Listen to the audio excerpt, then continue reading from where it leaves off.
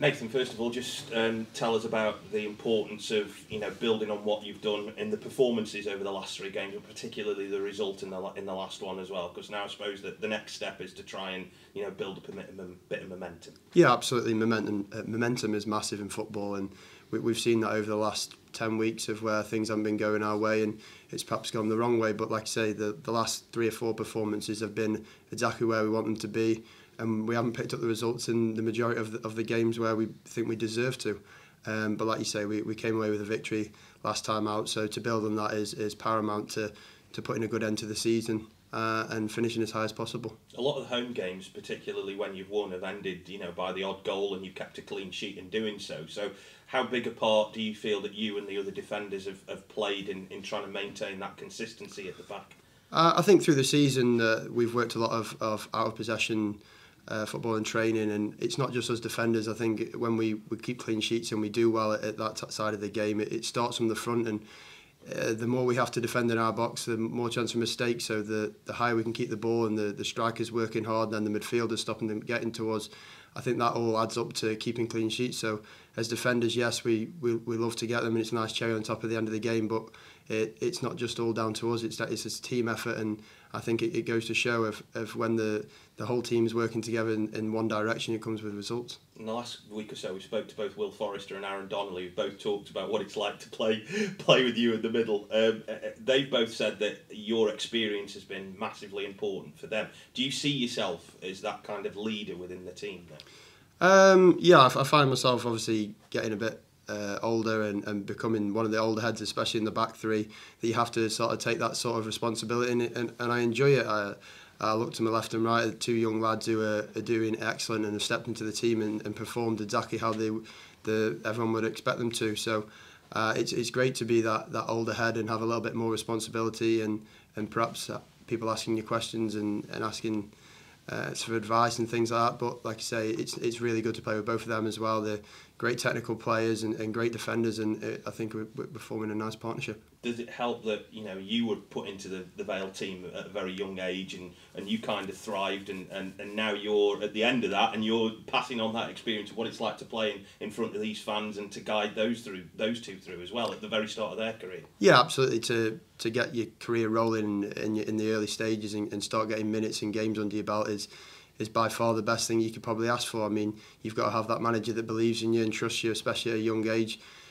Even more so as a defender, I think people sometimes think that you need to be a little bit older and more experienced to play as a defender, because it's more pressure, and the mistakes that you make are more likely to be capitalised on. But the 2 lads, like you say, Will and Az, are both taking it in the stride, and they're performing excellently, and hopefully they continue to do so till the end of the season and we pick up the results that we want. Are you quite happy they're the ones getting forward now? I do like getting over the halfway line from time to time, a little bit of nosebleed, but no, happy for them to do the extra running up and down the line, and I'll cement it down at the back while they're enjoying themselves. Getting the centre forwards back's been a big part of it as well, because you've got players who can naturally hold the ball in the final third, so that's taken the pressure off you a little bit now. Has that helped having Harrison, Taylor, Proctor, Wilson, those guys back in the team?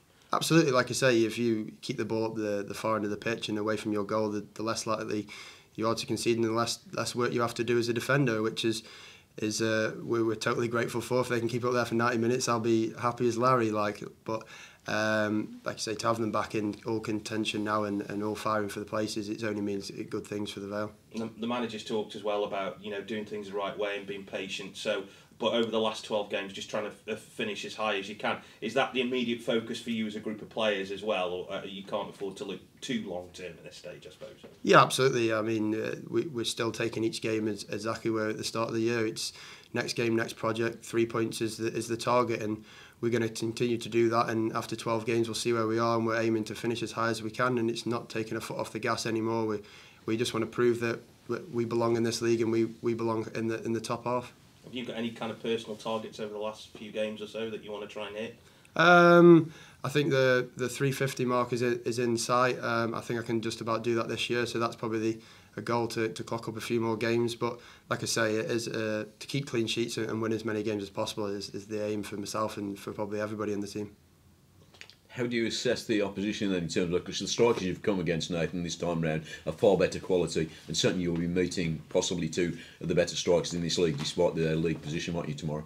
Yeah, they signed them two good strikers in January, and we've played against them both this year, and we know they're of high quality, and played against them multiple times over the years.